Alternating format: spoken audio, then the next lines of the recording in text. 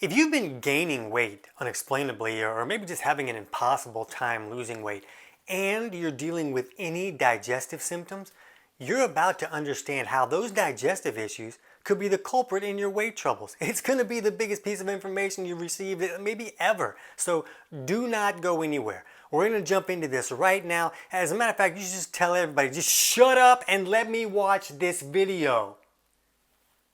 Did you tell them?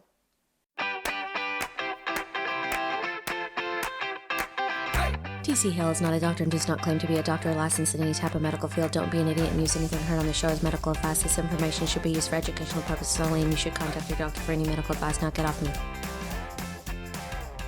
Now, for the most part, digestive symptoms don't actually create weight gain, but the underlying cause of those symptoms has a variety of ways that it can create a situation where your body's going to shove more junk into fat cells. And we're going to look at 8 different ways today. We're going to talk about the 2 most important factors of the digestive process, but before we get to that, let's talk a little bit about the symptoms that can show up when one or both of these digestive factors are not working correctly. Just keep in mind that if you're dealing with any of these symptoms, the underlying cause of these symptoms is very likely contributing or causing your weight gain issues. Do you feel a little bit like you're waiting for somebody to read lottery numbers? Like if you're dealing with one of these symptoms, then your weight gain will finally make sense? Yeah, it's a big deal. Finding answers is always the first step in creating lasting results. So let's look at those symptoms. Here they are.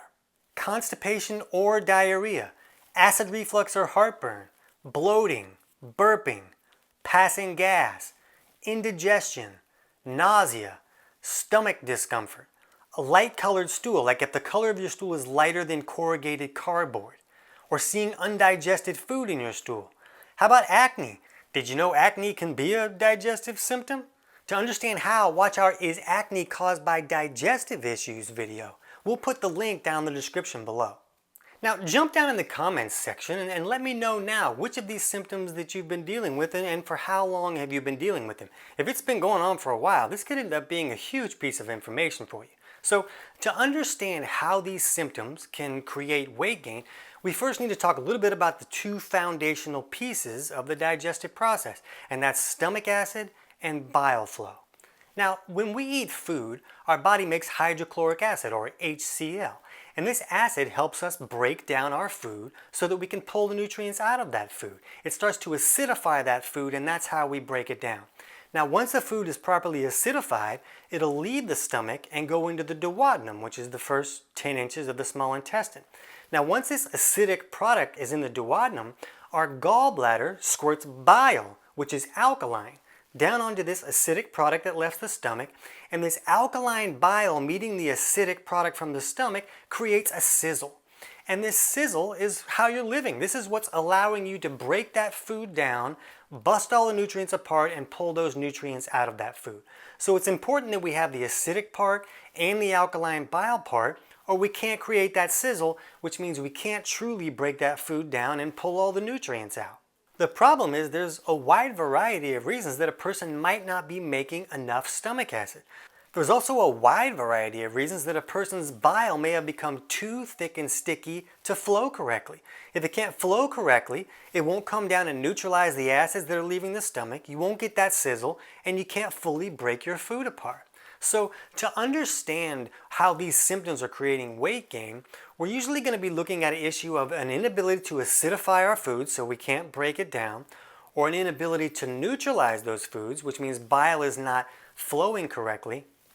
Now, as we go through these 8 ways that digestive issues can create weight gain, understand that the underlying cause of most of these problems is either a lack of stomach acid, poor bile flow, or a combination of both factors. Now, there are other causes for a lot of these issues, but in most cases, these are going to be the main problems. So the number 1 way that digestive issues can create weight gain is cravings. This is also one of the most common ways. Now, most people when they have cravings will tell you, oh, I'm just a chocoholic, or I got a sweet tooth. Like there's a tooth in your mouth that's making you polish off a quart of Chubby Hubby ice cream in 30 minutes. That's not how it works. Cravings are a physiological signal that your body is sending you. It's saying, hey, we're not getting the stuff that we need, give us more stuff. So we don't eat just to have something to do while we watch TV. We eat so that we can get nutrients out of the food that we're eating. The problem is a lot of people don't have their digestion fully working correctly, and they can't fully break that food down, so they can't pull the nutrients out of that food. Now, if the body's not getting the nutrients out of that food, then it's not getting the nutrients. And our body needs a lot of vitamins and minerals and amino acids and fats and all this stuff to make all of these functions work correctly. So if your digestion isn't working well enough to pull the nutrients out of that food, your body's going to say, hey, I got the signal that stuff was coming, but where'd it go? I got nothing. So it's going to say, give me more. Now, another problem is that a lot of times when the digestive process is not working correctly, then it's easier to break down processed, junk, carbohydrate, sugar-ridden foods.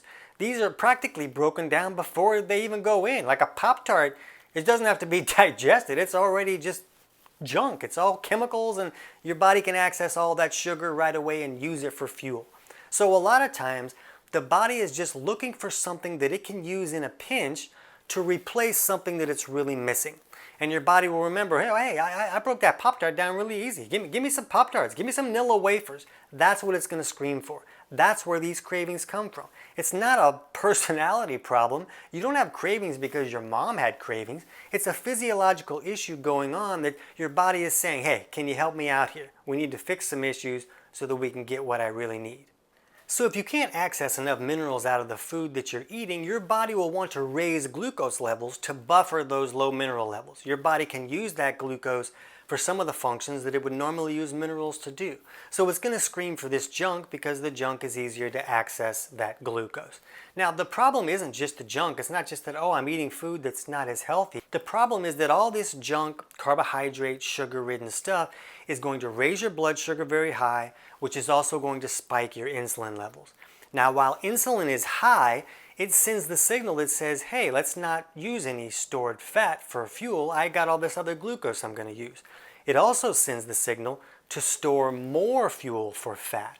So the problem is blood sugar comes down fast, but insulin takes a lot longer to come down. So as long as your insulin levels are high, your body can't access stored fat for fuel, and it also is going to store more junk in the fat cells for fuel later. So it's not just all the chemicals and the junk and the artificial sweeteners and all this stuff in the junk food that can cause weight gain. It's its ability to raise insulin levels and cause your body to store more fat that can really make cravings be problematic as far as weight gain goes. Now, if you're dealing with cravings, you'll want to learn a little bit more about this. So go down in the description and check there for more links on other videos about cravings. But to take this cravings conversation a little bit further, let's go on to problem number 2, nutrient deficiencies. Now, if we're getting all these nutrients out of our food and we can't break the food down well enough to pull the nutrients out, then that's eventually going to lead to specific nutrient deficiencies. Now, the body needs a wide variety of nutrients for all these different functions. So if one's missing, we're often going to get a craving for something that the body remembers, oh yeah, I pulled some magnesium out of that Chubby Hubby ice cream, so give me another bucket of that Chubby Hubby ice cream. Now, I'm not saying that Chubby Hubby ice cream is the best source of magnesium. I'm just using this as an example so you understand that sometimes when the body sends a signal for a craving, it's just looking for not maybe the best source of that nutrient, but maybe it was a food where the nutrient was easy to access from that food. So maybe a food was a little more processed and a little bit easier to break down, so the body's like, hey, I did that easy before, give me more of that. Another problem with nutrient deficiencies is when specific nutrients go too low, or even when fuel itself goes too low, it can raise stress hormones in the body. The body's kind of freaking out. It's like, hey, I got to pay $800 worth of bills and I got $8. So I'm kind of stressed out about that. I need more stuff. And the body will raise these stress hormones, and the stress hormones can cause the body to actually produce its own glucose through gluconeogenesis. It can also have the body access more nutrients out of your tissues by breaking down your own tissues. Now, the problem is a lot of these stress hormones tell the body to store more fuel as fat because we're in this panic situation. We need more stuff as backup in case this continues to get worse. Let's store stuff in fat cells. So you don't want these stress hormones all jacked up just because your body's looking for stuff that it needs. Now, both cravings and nutrient deficiencies usually have a lot to do with just both sides of digestion not working well together. So it could either be stomach acid is too low or there's not enough bile flow, but either side's not functioning correctly, so there's no sizzle to really pull the nutrients out of that food. Now, let's look at the problem number 3, which is an inability to remove toxins. We all know that it's the liver's job to filter toxins out of the body, but what a lot of people don't know is that the liver puts those toxins into our bile so that it can be taken out of the body with our stool and get out of here. So if the bile becomes too thick and sticky to flow correctly, well, those toxins aren't going out the back door and they can get reabsorbed into the system and the liver has to filter them out all over again. It's like, hey, I just did this. Why are you giving me this again? Now, after it does this for a while, the liver is going to get overwhelmed. The system is going to become too toxic. And if the system becomes too toxic, we just die. So the body has backup systems to help us not die. There's a lot of toxins and a lot of junk that can be just shoved in a fat cell. And when it's shoved in a fat cell, it makes that problem inert, so it's no longer a problem. Now, the body's idea is that, hey, I'm going to come back out, I'm going to pull that out and get rid of it when the coast is clear. But for right now, when the system is way too toxic, this is something we can do quickly and safely. The problem is that if we don't fix the bile flow so that the trash can go out the back door, the coast is never clear, and we continue to accumulate more and more toxins, and the body shoves more and more of these toxins into more and more fat cells, and we expand, and then we got to buy a new belt. So an inability to remove toxins is often, not always, but often about poor bile flow and just needing to thin that bile out so that it can flow better and the toxins can leave. Now let's look at the fourth way, and this is undigested food becoming toxic. To add to this toxic load that we're already talking about, if food is not properly digested, it breaks down by process of rotting and fermenting. Now, this rotting and fermenting can create gases and other toxins, and now this all accumulates and adds to that toxic load that we were just talking about. So you could be eating the best foods. It could be organic, free range, washed by Wonder Woman herself types of foods, but if you're not breaking them down correctly, they just can become toxic and become another burden that the body now has to deal with. So whether these excess toxins are coming from foods you ingest or environmental factors that you encounter or foods that don't get digested and turn into toxins, it's all contributing to this toxic load that's causing your body to shove more and more stuff into fat cells, and now your pants don't fit. The fifth problem is an inability to break down dietary fats. So our bile is like a soapy substance that helps us emulsify or break down our dietary fats. Think about when you get a lot of grease on your hands and you put some soap on there to get the grease off. It helps because this soap is emulsifying that grease so that it can be washed off. That's what bile does. It helps us break down the fats so the body can use those fats. If the fats are not properly broken down, they can become toxic and become another burden that the body has to deal with. That's why a lot of people with poor bile flow will become nauseous when they eat a meal high in fat. The excess fat is not getting broken down, it's becoming toxic, and it makes the person feel nauseous. But even if you don't get nauseous, if you can't break down those fats correctly, they can become toxic and the body will store them in more fat cells. So fats are not bad for us like we used to believe back when we were wearing parachute pants and watching Breaking 2 Electric Boogaloo. We need those fats. Fats are very beneficial to us. But if we can't break them down correctly, they can become toxic and then they can create weight gain by the body shoving these toxins into fat cells. So in that scenario, yeah, the fats aren't great. But all we have to do is improve that bile flow and then we can break the fats down and then they become beneficial. Number 6 is an inability to remove waste. We don't poop so Charmin can make bear commercials. We poop on a daily basis to remove waste. So if digestive issues are leading to constipation, then those toxins and that waste are all accumulating, making the system more toxic, and the more toxic we become, the more junk can get stored in fat cells. Now, a lot of people don't know that constipation has a lot to do with a lack of stomach acid. Our stool moves at a speed according to its acidity level. So if a stool is not very acidic and is leaning more on the alkaline side, it will move at a slower pace, which leads to a hard and dry stool that's hard to move and a chronic constipation issue. A stool that is too acidic can move too fast and lead to chronic diarrhea, and we'll talk about that in just a minute.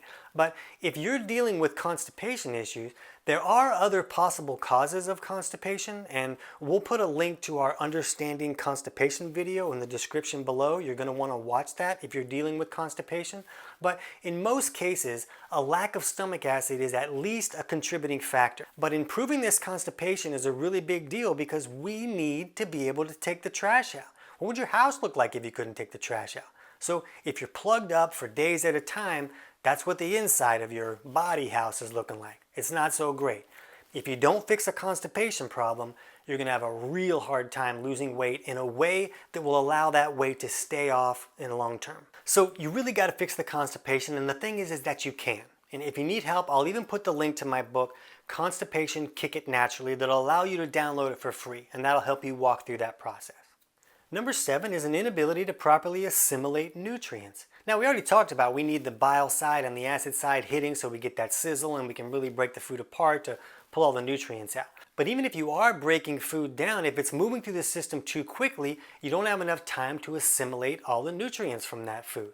So this usually is the case when there's not enough bile to neutralize the acid leaving the stomach, and now that stool is too acidic, and so it moves through the intestinal tract because the body doesn't want it burning up a hole in the intestinal tract. So it'll bring all the water there and say, get this stuff out the back door. It shoots us off the toilet like a rocket. So this is what happens when there isn't enough bile to neutralize those acids and it moves through too fast. If it's screaming through the system, all of your intestinal villi are like, hey, give me that, but it's already gone. It went out the back door. So if you're dealing with chronic diarrhea issues, you're like, well, I shouldn't be gaining weight. Everything's shooting right back out as soon as I put it in.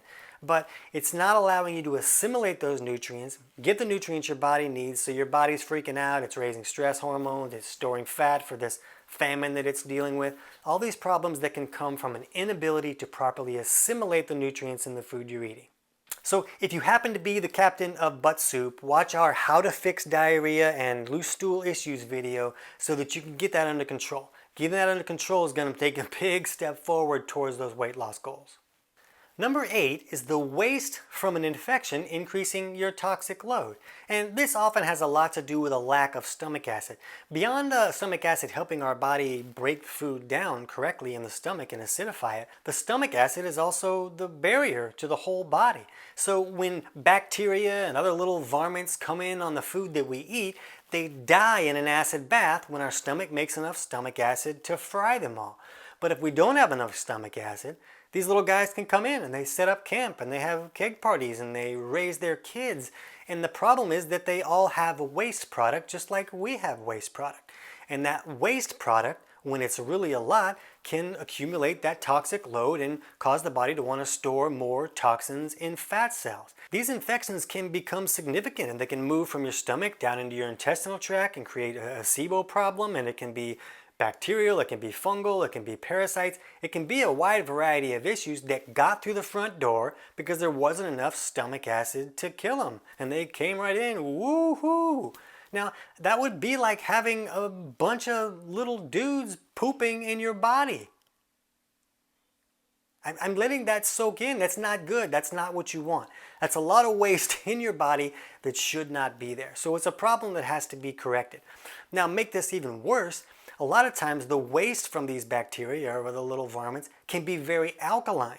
So now if they're doing this in your stomach, they're alkalizing your stomach and reducing your stomach acid even more. And this can lead to those constipation issues and your stool slowing down and all the problems that can come from the constipation. So if you have some type of bacterial or fungal or some type of overgrowth issue, it really needs to be corrected. We teach people how to do this in our free 4-week digestion course, and I'll put the link how you can sign up for that down in the description below. So when we look over those symptoms that we talked about at the beginning of the video, the constipation, acid reflux, bloating, burping, stomach discomfort, indigestion, seeing undigested food in your stool, those are usually more related to a lack of stomach acid. Now, the diarrhea, the nausea, passing gas, light-colored stool, acne, those are usually more related to poor bile flow. So we show you in that digestion course how to look at those symptoms along with some other factors from simple self-tests that you can run at home to get an idea of which side of digestion might need more help. But you can see this weight gain, weight loss game really has a lot more to do than the calories in, calories out formula that a lot of people think is the magic thing. It's kind of fiction when you put in all these other factors, right? So it's not just about the calories that you put in or the calories that you burn. It's about the specific foods that make up those calories and about your body's ability to process those foods correctly. You can also see how important it is to have digestion working optimally. Not only can you remove a lot of trouble that can cause your body to put all these toxins into fat cells, but when you can break your food down correctly, it makes it a lot easier to stick to eating good foods because your body's getting the nutrients that it needs. When you can break it down correctly and the body gets what it needs, then sticking to any diet is a piece of cake. But without the cake. I feel like I'm saying cake too much and now you just want cake. But just understand that if you can get the body to break the food down, get it the nutrients that it needs, then it's not going to be screaming for cake. Just stop saying cake. I hope the understanding of these 8 ways that digestive issues can cause weight gain can help you reach your goals a whole lot faster. I feel like I'm forgetting a 9th one, but I gotta go dress up like Jackson Storm so that my 5-year-old can beat me in a Lightning McQueen race. So I got that. But go ahead and check the description below for other videos where we dig a little deeper into some of these specific digestive issues so that you can understand them a little bit better and how to improve them. And also find the link for our free 4-week digestion course so that you can be walked through the process of looking at this digestive problem, seeing how I got to do this, and then also understanding the right steps that are going to help you the most. But for now, click on our How to Improve Digestion playlist so you can see videos that explain how the digestive process should work. You'll see the video for our 5 ways to improve bile flow and a whole lot more. I can't wait to hear about your results.